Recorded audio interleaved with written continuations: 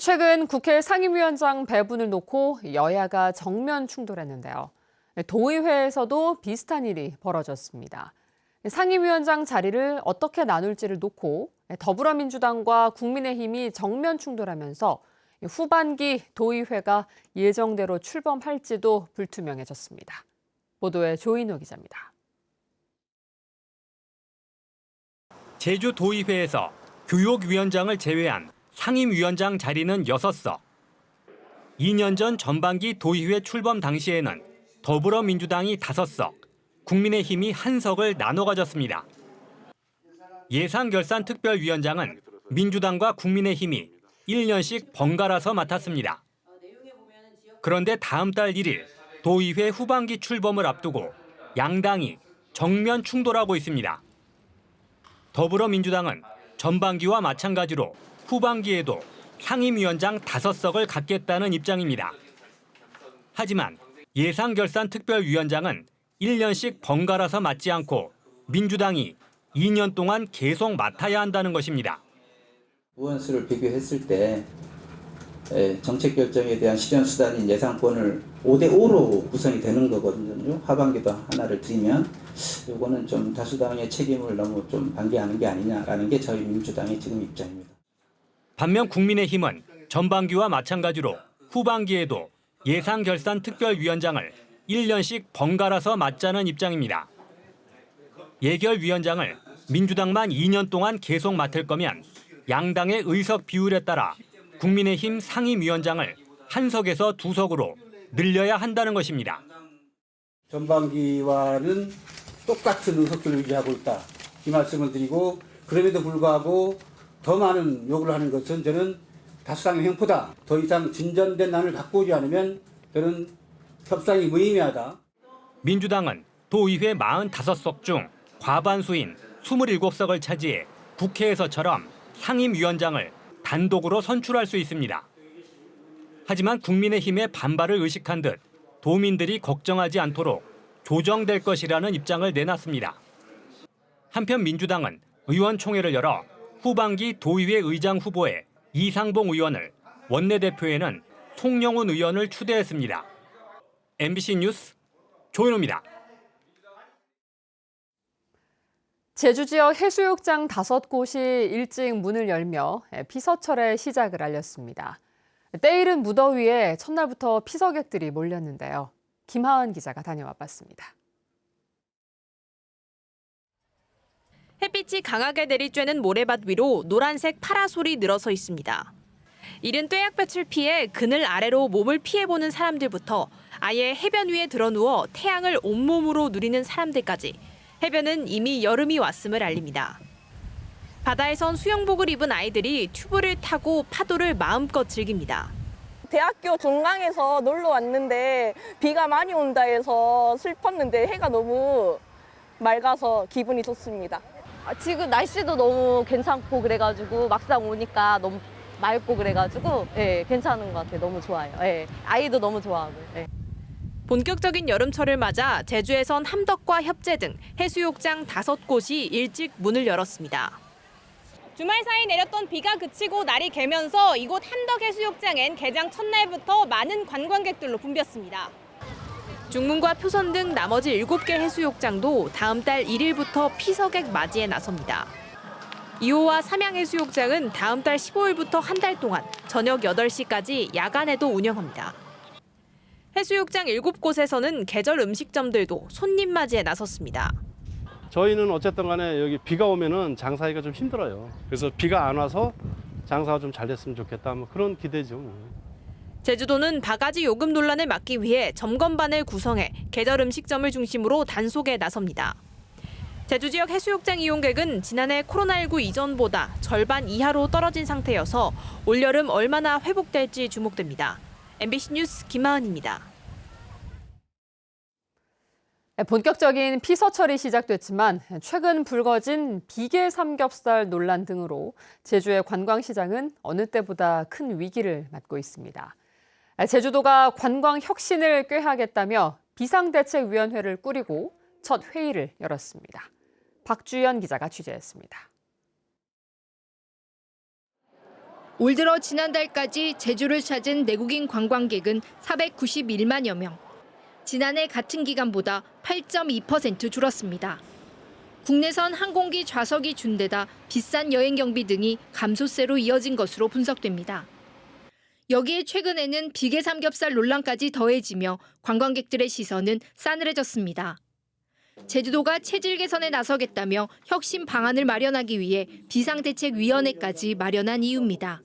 위기의식을 많이 느끼는 것으로 알고 있습니다. 물론 온도의 차이도 있고 또 대상 업종별 차이도 있습니다만 면밀하게 분석하고 진단하는 게 가장 중요할 것 같다는 생각이 듭니다. 혁신 방안으로는 항공기 결항으로 피해를 입은 승객에게 1인당 최대 3만 원을 지원하는 조례 제정이 제시됐습니다. 또 관광 불편 신고 접수와 대응까지 맡을 제주관광서비스센터를 설치해 운영하고 내년 1월까지 관광 물가 분석을 위해 용역을 진행하기로 했습니다. 하지만 당장 풀어야 할 항공기 좌석 부족 문제에 대해서는 구체적인 논의가 없었고 비싼 여행 경비 등 고물가 문제는 용역 결과를 기다려야 할 형편입니다. 용역평가는 결과를 갖고 회원사들이나 또 외식업, 숙박업 쪽에 해서 이렇게 가드라인을 설정해서 계도하고 공고할 사항입니다. 한편 제주도는 비상대책위원회 회의를 비공개로 진행하고 언론에 배포한 회의 자료를 회수하는 등 이례적으로 예민한 반응을 나타냈습니다. MBC 뉴스 박주연입니다.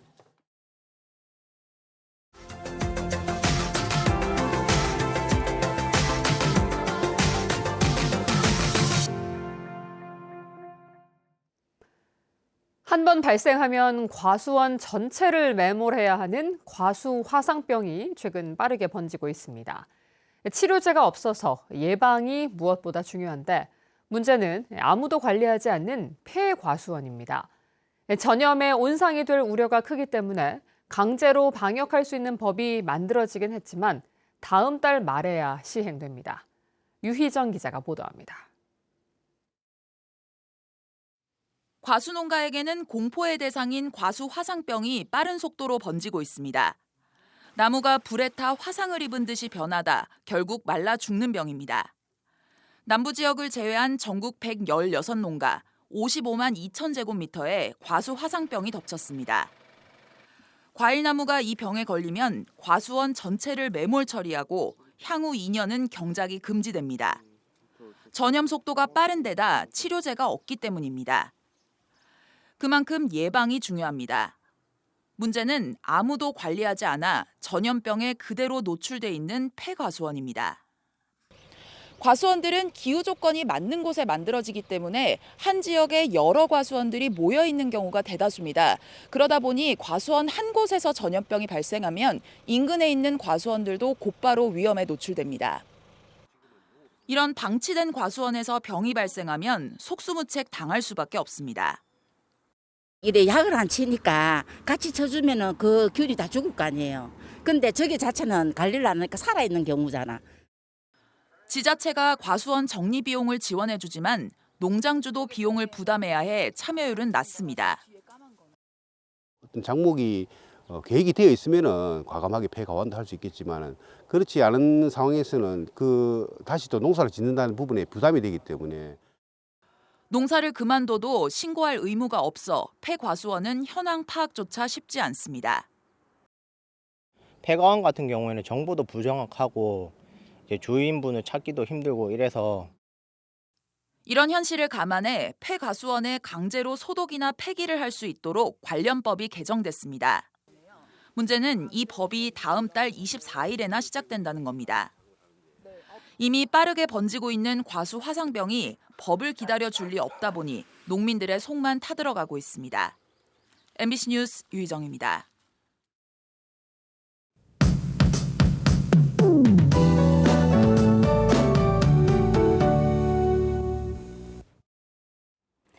밤사이 찬 공기가 조금 내려오면서 공기가 선선해졌습니다. 오늘 크게 덥지 않겠는데요. 구름도 많이 껴서 흐리겠고 오후에는 빗방울이 가끔 떨어지는 곳이 있겠습니다. 내일 새벽부터는 다시 장맛비가 내리겠습니다. 정체전선의 영향을 받겠는데요. 모레까지 집중호우에 대비 잘 해주셔야겠습니다. 50에서 100mm 정도의 많은 비가 내리겠고 제주 산지와 중산간 남부 지역에는 150mm 이상의 폭우가 예상됩니다. 특히 모레는 강풍을 동반해서 시간당 30mm 이상의 강한 비가 내리겠는데요. 침수 피해 없도록 빗물바지 덮개 제거해 주시고요. 시설물 점검 잘 해주셔야겠습니다. 오늘은 제주 전 지역에서 흐린 날씨 보이겠습니다. 밤사이 유입된 황사로 인해서 현재 공기가 탁한 곳이 있는데요. 제주시는 현재 미세먼지 농도가 나쁨 수준을 보이고 있습니다. 이 공기질은 내일 비가 내리면서 점차 회복되겠습니다. 아침 현재 기온 보시면 북부 지역 22도, 남부 지역 23도, 서부 지역과 동부 지역 21도 보이고 있고요. 낮 최고 기온은 대부분 지역에서 25도 안팎에 그치겠습니다. 어제 낮보다 5도가량 내려가서 오늘 덥지 않겠습니다. 성판악은 20도 안팎이 예상됩니다. 섬 지역도 구름이 많이 껴서 흐린 날씨 보이겠고요. 바다의 물결은 오늘 잔잔하게 일겠습니다. 모레부터 바람이 강하게 불면서 물결이 높아지겠습니다. 내일부터 내리는 비는 금요일 오전까지 이어지겠고 주말에는 제주도를 비롯해서 전국에 장맛비가 내리겠습니다. 날씨였습니다. 더불어민주당 문대림 의원이 기후위기 대응을 강화하는 농업재해대책법 개정안을 대표 발의했습니다.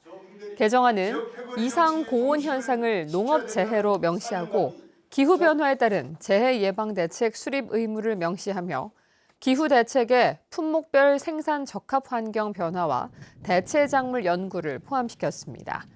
또 피해 복구를 넘어 실거래가를 고려해 생산비를 최대한 보장하도록 규정했습니다. 더불어민주당 위성곤 의원이 제주형 행정체제 개편을 위한 제주특별법 개정안을 대표 발의했습니다. 개정안은 제주도에 지방자치단체가 아닌 행정시를 두도록 한 현행 규정을 삭제하는 내용이며 기초자치단체와 기초의회 부활을 위해 필요한 법안입니다. 위성곤 의원은 제주특별자치도 안에 기초자치단체 설치를 위한 특별법도 제주도와 행정안전부 등과 협의하며 발의를 준비하고 있습니다. 여름철 수온 상승으로 인한 양식수산물 대량 폐사를 최소화하기 위한 사전 점검 등이 이루어집니다. 서귀포시는 지하 해수가 없어 고수온 피해가 잦은 양식장을 방문해 현장 지도에 나섰고 어류 면역 증가제와 기생충 구제약품도 지원했다고 밝혔습니다. 국립수산과학원에 따르면 올여름 우리나라 바다의 수온은 평년보다 1도 높고 고수온 특보는 평년보다 이른 7월 초순에 발표될 것으로 보입니다. 노후 어업 지도선인 3다호를 대체할 새 어업 지도선이 건조에 들어갔습니다. 160억 원이 투입되는 새 선박은 290톤에 전장 54, 폭 8m 규모로 최대 30명까지 승선할 수 있으며 내년 12월에 건조를 목표로 추진되고 있습니다. 현재 운항 중인 3다호는 지난 1994년 건조돼 불법 어업 단속과 해난 사고 수색 등의 업무를 수행하고 있지만 노후화로 안전사고 우려와 신속한 현장 대응에 어려움이 있습니다. 제주 지역 어업인 2천여 명에게 어업인 수당으로 40만 원씩이 지급됐습니다. 제주도는 어촌 경제에 활력을 불어넣기 위해 어업인 수당 1차 대상자로 2,780명을 확정해 40만 원씩 지급했다고 밝혔습니다. 이번 수당은 탐나는 전 카드로 충전돼 지급됐는데 오는 12월 31일까지 사용하지 않으면 자동 소멸됩니다. 제주도는 서류 보완 등이 필요한 어업인 80여 명에 대해서도 필요한 조치가 완료되는 대로 수당을 지급할 계획입니다.